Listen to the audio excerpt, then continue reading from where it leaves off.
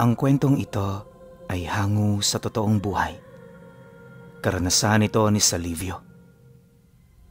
Taong 1984, Mahalang, Negros Occidental.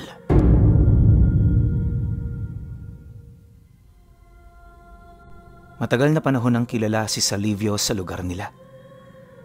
Isa siya sa mga taong kinakatakutan ng mga nakatira roon, gawa ng yung buhay niya, punong-puno ng misteryo. Marami rin ang agam-agam ukol sa pagkatao niya. Nakesyo aswang siya, kumakain siya ng tao, at marami na siyang napatay. Hindi na mabilang ang mga kababaryo nilang nagpatunay ukol dito, ngunit sa kabila ng bagay na yon, naging mahinahon siya. Alam niya kasing normal na ang ganoong reaksyon, kaya sa halip na kontrahin at tutulan nito, pinili na lamang niyang sumabay. Sa loob ng halos 3 dekada niyang paninirahan sa lugar, tanging pamilya niya lang ang naging katuwang niya sa pang-araw-araw.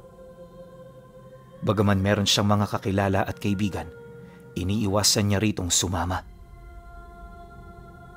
Sa sobrang lawak ng pananaw niya sa buhay, madali niyang makita ang tunay na kulay ng isang tao.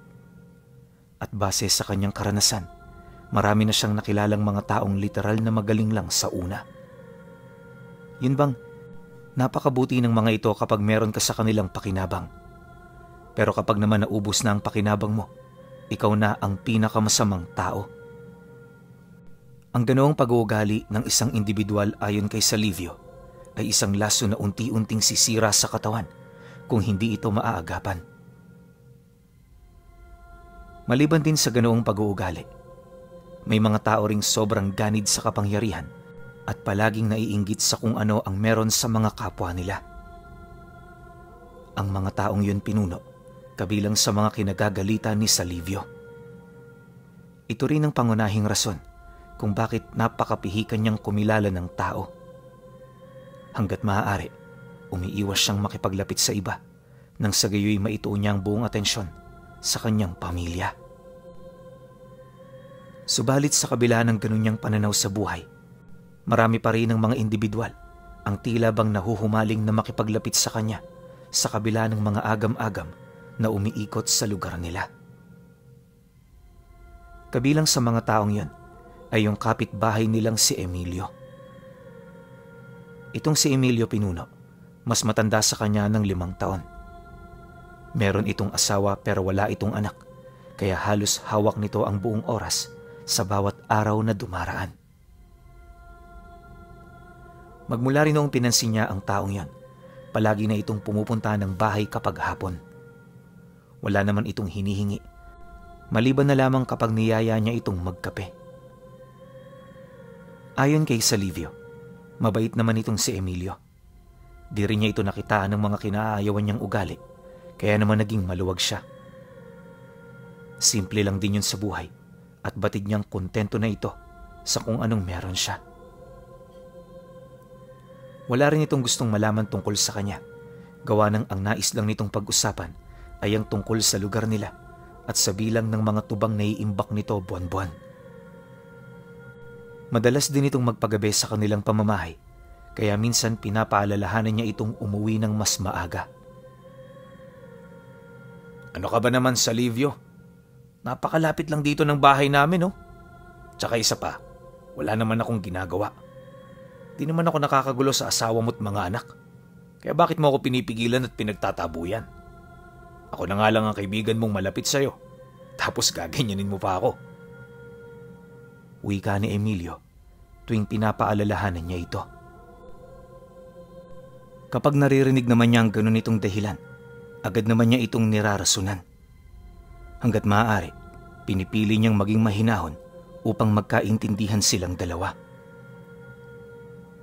Hindi naman sa pinagtatabuyan kita. Tandaan mo, may asawa kang naghihintay sa'yo. Di naman sa lahat ng oras hayaan mo lang siyang mag-isa sa bahay ninyo. Paano kung may kailangan siya tapos wala ka? Ang ibig ko lang sabihin, may mga kanya-kanya na tayong obligasyon. Matuto kang lumingon para hindi magtanim ng galit sa iyo ang asawa mo. Kapag naririnig ito ng kaibigan niya, kusa na itong tatahimik tapos aalis.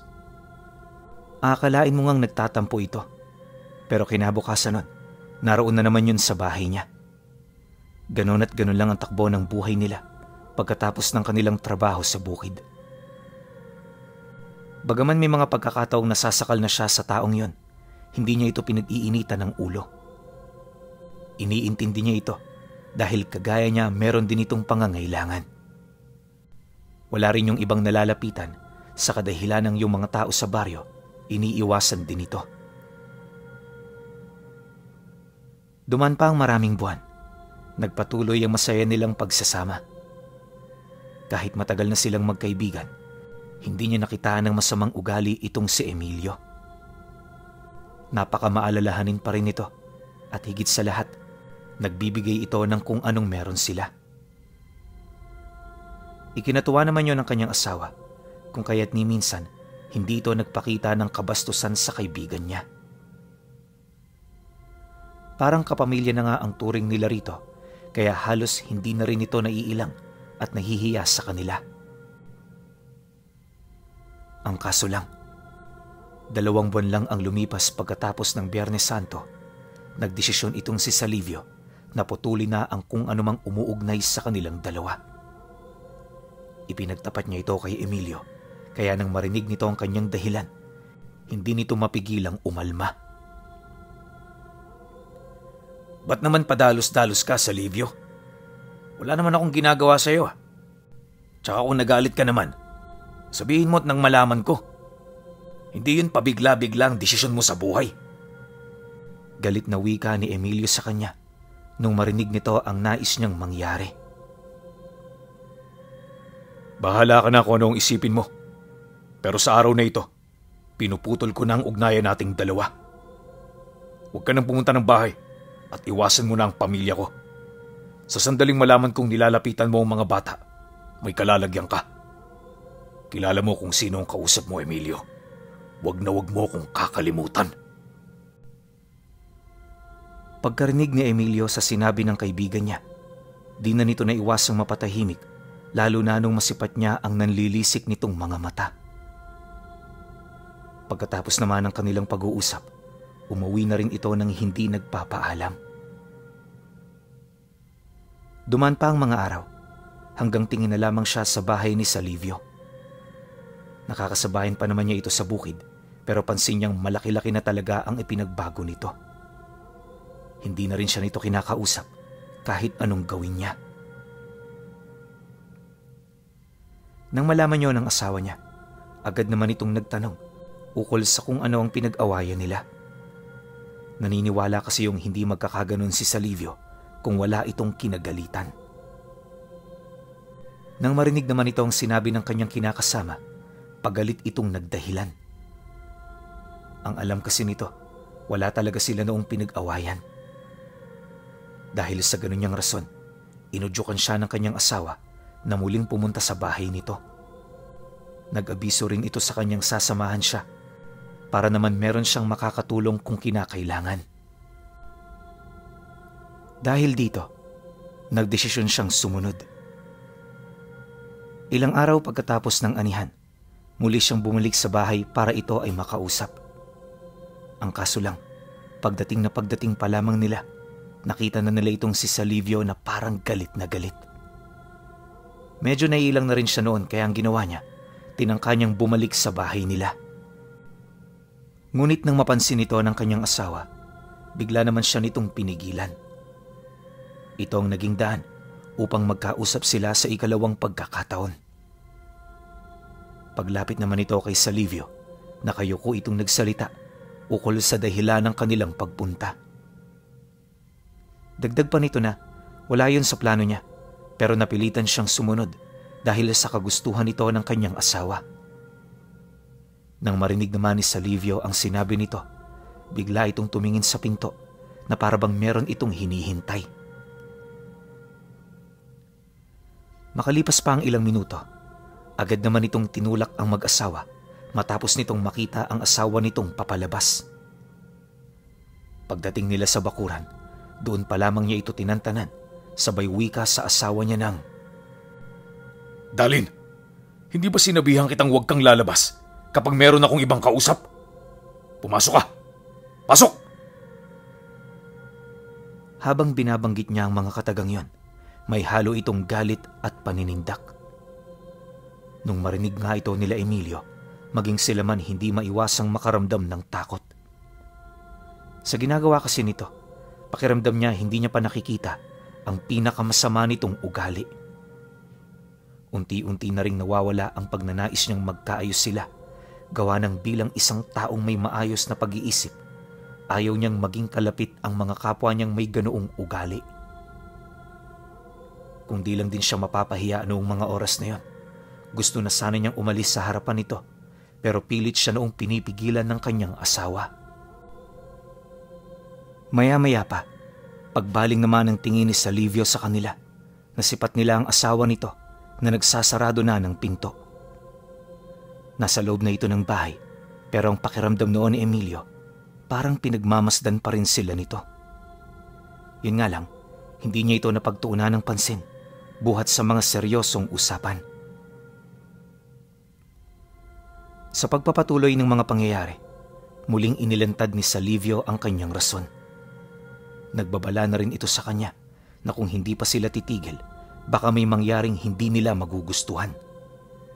Mariin din itong inilahad, wala siyang pakialam sa mga mararamdaman nito, gawa ng unang-una, hindi naman sila magkapamilya.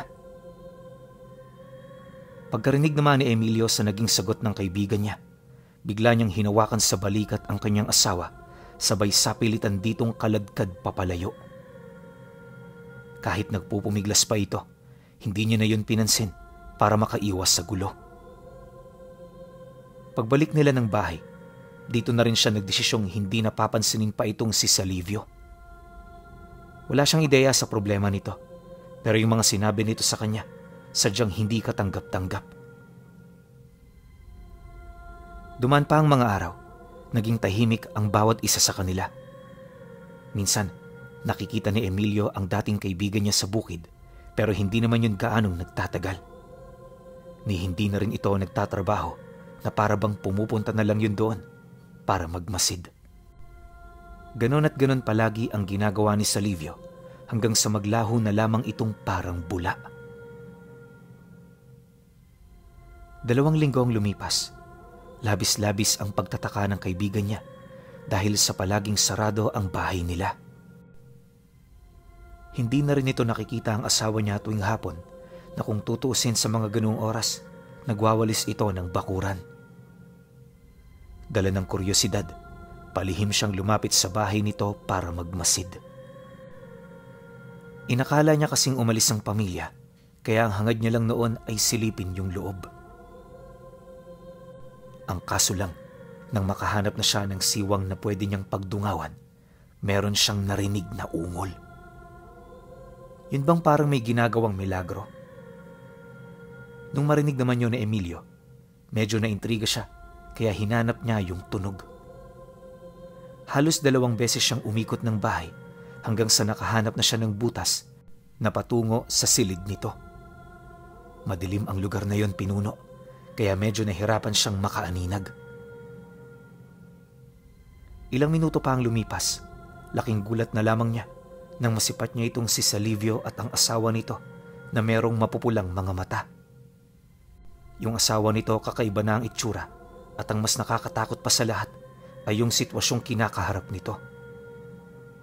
Bukod kasi sa nakatali ang mga braso nito at binti, hubot-hubad na rin yun, tapos nababalot ng maitim na langis ang katawan. Maya-maya pa, nagsindi ng lampara itong si Salivio. At dito na nga niya nakita ang mga mahabang buhok na bumabalot sa buong katawan nito. Napansin din niya ang pangingitim ng daliri ng babae, tapos ang maiitim nitong mga kuko na halos 1 dangkal ang haba. Panay na rin ang ginagawa nitong pag-angil na para bang hindi na ito isang ordinaryong tao. Matapos naman niyang masilayan ang bagay na yan, agad siyang napatras kasabay ng mabilis niyang pagtakbo papalayo. Pagdistansya niya sa bahay, dito niya nakita ang mag-asawa na lumabas na parang may hinahanap. Sa takot niya noon, agad siyang umuwi para i-abiso sa kanyang asawa ang kanyang mga nasilayan. Hindi man siya sigurado kung paniniwalaan siya nito. Ang mahalaga masabi niya ang totoo. Sumapit ang gabi. Tahimik na ang lahat. Silang mag-asawa payapa nang natulog, nanimoy sa kabila ng mga nakita niya. Hindi man lang sila nabahala. Inakala rin noon ni Emilio na tahimik na ang kanilang gabi. Pero pagtungtong ng 11:00, bigla siyang naalimpungatan dahil sa ingay na parang umiikot sa kanilang tahanan. Yung huni nito, parang sa baboy. Akalain mo talagang tunay itong hayop, pero habang tumatagal, napapansin niyang parang may kakaiba. Maya-maya pa, dito niya nasipat ang asawa niya na panayang pag-unat ng mga binti. Animoy merong masakit sa katawan nito. Dala ng pag-aalala, agad naman niya itong inalog para gisingin, pero hindi yun magising-gising. Ang mas nakakaalarma pa, nagsimula ng bumula ang bibig nito, kasabay ng pangungumbulsyon ng buo nitong katawan. Nung hindi na niya mapigilan ang mga nangyayari, dito na siya nagsimulang humingi ng tulong kahit yung mga kapitbahay niya malalayo sa kanila. Bale, ang pinakamalapit lang noon sa bahay ay yung tahanan nila sa Livio. Ang problema lang, hindi niya ito mahihingian ng tulong, gawa nga ng magkaaway silang dalawa. Kalahating oras pa ang lumipas, marami nang naisuka ang asawa niya. Nanghihina na rin ito, kaya medyo nangangamba na rin talaga siya. Di nagtagal, nang hindi na niya makayanan ang ganoong pangyayari, galit na galit siyang tumayo, sabay kuha ng talibong. Sa mga oras na yon, naisip niya na kung walang tutulong sa kanila, gagawa siya ng paraan para matulungan ang kanyang asawa. At para maisakatuparan nito, kinakailangan niyang pangibabawan ang nararamdaman niyang takot sa katawan. Walang sabi-sabi, dali-dali naman siyang naglakad patungo sa pinto, sabay bukas nito. Pagsilay niya sa labas ng bahay, tumambad sa kanya ang isang nilalang na may mahabang buhok. Pagabang din ito kung lumakad, tapos ang tanging nasisipat niya sa mukha nito ay ang may itim nitong ngipin at namumula nitong mga mata. Pagpang-abot naman ng paningin nila, siya na mismong nakakumpirma na tunay ngang aswang ang kanyang nakita. Malakas din ang kanyang kutob na ito ang gumagawa ng bagay na kasalukuyang pinagdadaanan ng asawa niya. Dahil sa ganoong pangyayari, agad naman niyang inihanda ang kanyang sarili. Sa isip-isip niya noon, hindi siya atras sa kanyang kinaroroonan. Mamamatay din muna siya bago nito tuluyang mapasok ang bahay nila. Dahil sa ganun niyang katapangan, nawala pansamantala sa kanyang isip ang kagustuhan niyang mabuhay. Kahit sino namang padre de pamilya, handang itaya ang buhay kung ang asawa at mga anak na ang nasa bingit ng kamatayan. Hindi naglaon. Pag-atungal naman ng nilalang, dali-dali naman siya nitong sinugod. Akala noon ni Emilio, makakayanin niya ang mga atake nito, lalo pat sa kanilang dalawa, siya lang ang may dalang armas. Subalit nang maramdaman na niya ang lakas nito, doon niya naunawaang hindi niya pala ito kakayanin. Anya, yung lakas ng nilalang na yan, may hahalin tulad mo sa lakas ng 10 torong kalabaw. Hindi ito kakayanin ng simpleng pagsalag lang, kaya halos lahat ng atake nito, paulit-ulit niyang iniiwasan. Paghawak naman ng nilalang sa kanyang talibong, dinurog niya ito gamit ang kamay na parabang dumudurog lang ng isang marupok na kahoy. Pagsilay naman ni Emilio sa mga nagagawa nito, muling dumapo ang takot sa kanyang kalooban. Hindi sapat ang hangarin niya para mapangibabawan nito hanggang sa wala na siyang ibang naisip kundi ang tumakas. Sa mga sandaling yan, isa lang ang hangad ng isip niya at yun ay mailigtas ang kanyang sarili. Sa pagpapatuloy ng kanyang pakikipagbuno, nagtamo na siya ng iba't ibang galos sa kanyang katawan. May natanggap na rin siyang hindi kalalimang saksak sa kanyang binti, kaya yung kilos niya medyo bumagal na. Nang mapagtanto naman yon ng nilalang, maingat nitong hinanap ang pagkakataon para tapusin siya. Ang ginawa nito, pumaikot-ikot muna sa kinaroroonan niya para lituhin ang kanyang mga mata. Dahil sa ganoong pangyayari, wala siyang nagawa kundi ang tumigil. Inaasahan na rin niya noong wala na siyang magagawa, pero pinipilit niyang sumubok ng paraan para matakasan ito. Hindi nagtagal, nang makahanap na ng pagkakataon ng aswang, bigla siya nitong sinunggaban. Sa sobrang bilis nito, hindi na niya nahulaan pa kung saan ito umatake. Basta nagulat na lamang siya nung tumarak sa kanyang balikat ang mga pangil nito. Ayon sa kanya, kakaiba ang sakit na naidudulot ng pangil ng mga aswang. Kung nasubukan niyo ng matinik ng tuyom, 10 beses yun na mas mahapdi. Yung lakas niya, literal na hinihigop nito upang wala na siyang magawa. Sa sobrang tindi din ng sakit, nawala na sa kanyang isip ang magpumiglas. Basta ang ginawa niya, hinawakan na lamang ang panga nito upang subukang alisin ito sa kanyang laman. Ngunit dahil sa matinding pag-aasam ng nilalang sa dugo, di na rin niya ito nakayanang ilayo. Nang akmang malapit na siyang mawala ng ulirat, laking gulat na lamang niya nang kusa siya nitong binitawan. Pagbagsak niya sa lupa, may nakita siyang isang tao sa likurang bahagi nito na naglilikha ng kakaibang tunog ng sipol. Dahan-dahan itong tiningnan ng aswang at sa hindi inaasahang pangyayari, bigla itong lumuhod habang umiiyak. Pahagulgol ang pag-iyak nito na para bang merong kakayahan ng taong yon na paslangin siya.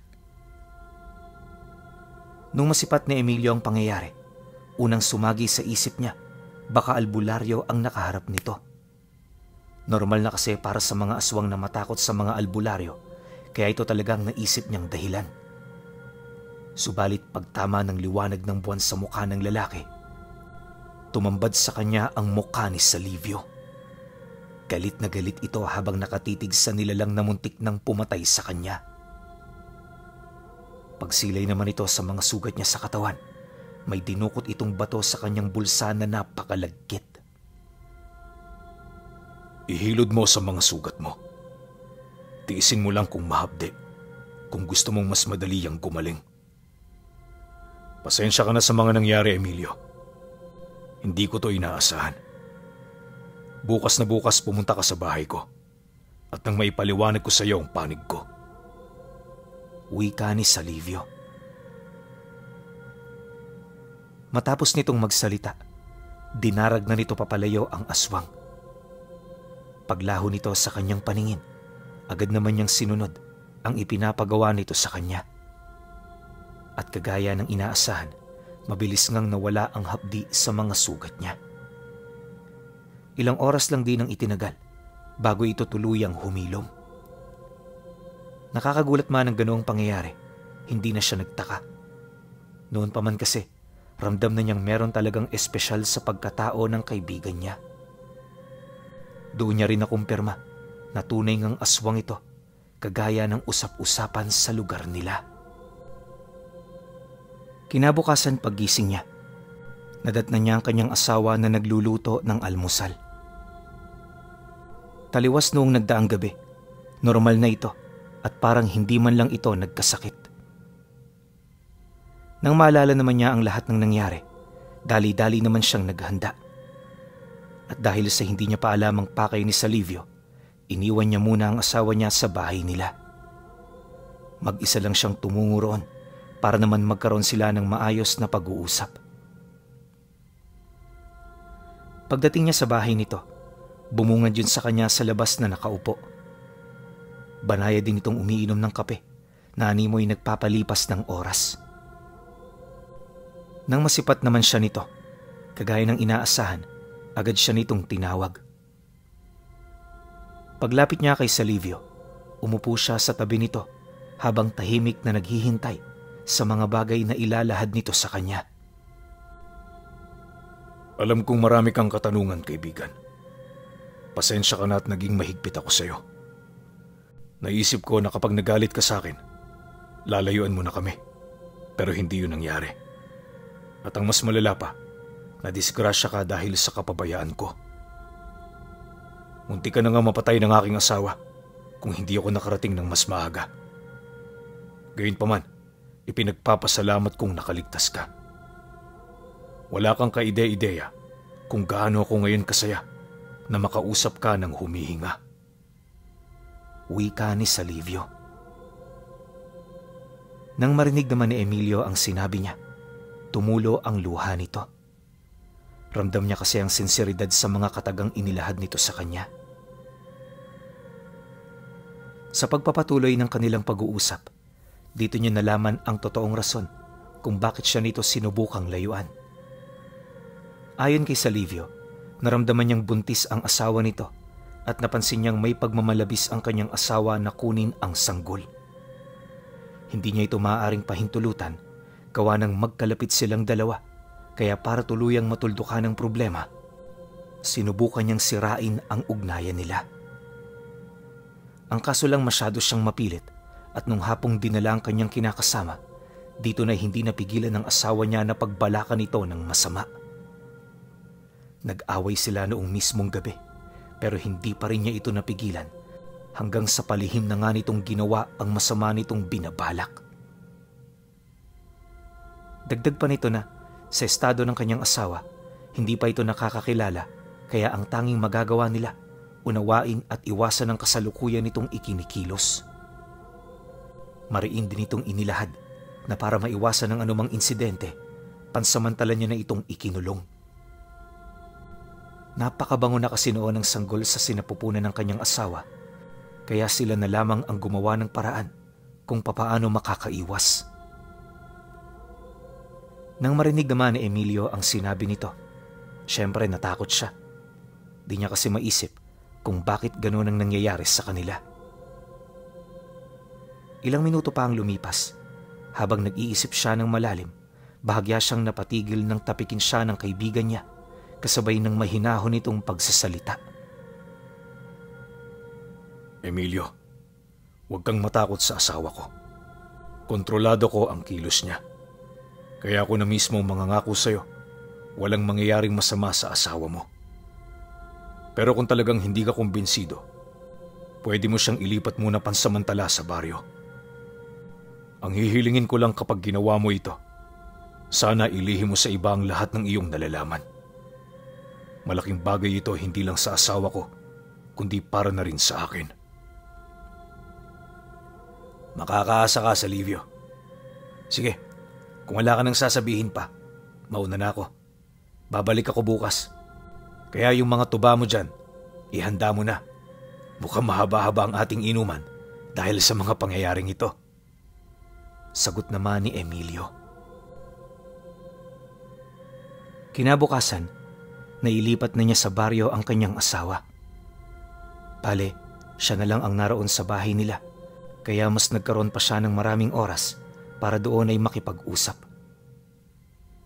Sa mga sandali ding yan, wala siyang ibang inisip na mga mangyayari. Tiwala kasi siya sa asawa niya na susundin nito ang lahat ng napag-usapan nila. Ang hindi niya inaasahan, yung puntong magagawa rin pala itong mapilit na magsalita ng mga kamag-anak nito.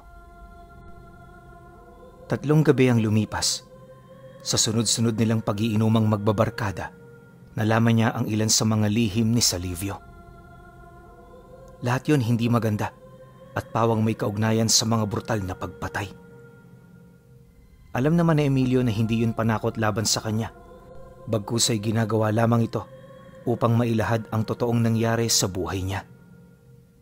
Ipinakita na rin noon ni Salivio ang kanyang asawa na kasalukuyan noong nakagapos sa loob ng isang silid na nasa pinakadulong parte nito. Paglalim ng gabi ng 2 araw, patuloy pa rin sila sa pag-iinom. Hindi nagtagal, nang akmang pauwi na niya itong si Emilio, may nakita siyang 3 lalaking naglalakad patungo sa pamamahay niya. Armado ng mga itak at sulo ang mga ito, tapos may mga nakatagong kawayan ng bagakay sa kanilang mga likod. May dala-dala rin yung mga asin, kaya nang masipat niya ito, alam na niyang nagbabalak itong pumatay ng aswang. Maya-maya pa, nang makapasok na ito sa bahay niya, agad naman itong nakilala ni Emilio. Ayon dito, mga tiyuhin ito ng asawa niya. Labis niya ring ipinagtaka ang pagbisita nito sa ganoong oras dahil kung iisipin, wala naman itong kailangan sa kanya. Nang marinig naman ito ni Salivio, dali-dali siya nitong itinago. Mas maganda sigurong ako na lang ang kumausap sa kanila. Mukhang wala silang pakay sa'yo. Mukhang sa akin meron. Sige Salivio, pero mag-iingat ka. Mamamatay taong mga yan.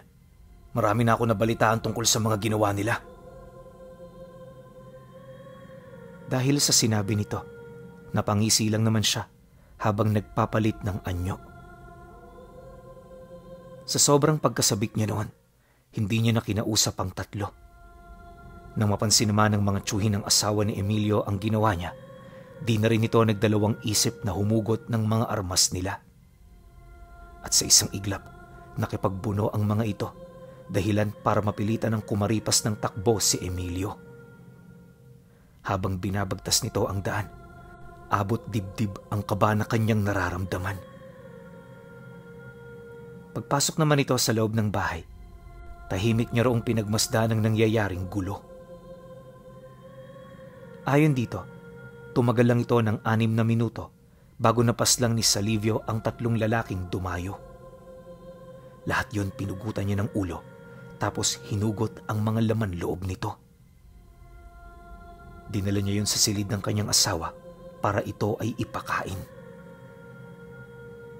Pagkatapos niya itong gawin, inabisuhan niya si Emilio na pumunta ng baryo para isumbong ang mga nangyari. Kampante rin niya itong sabihin na papuntahin ng mga taong may binabalak pang masama sa kanya.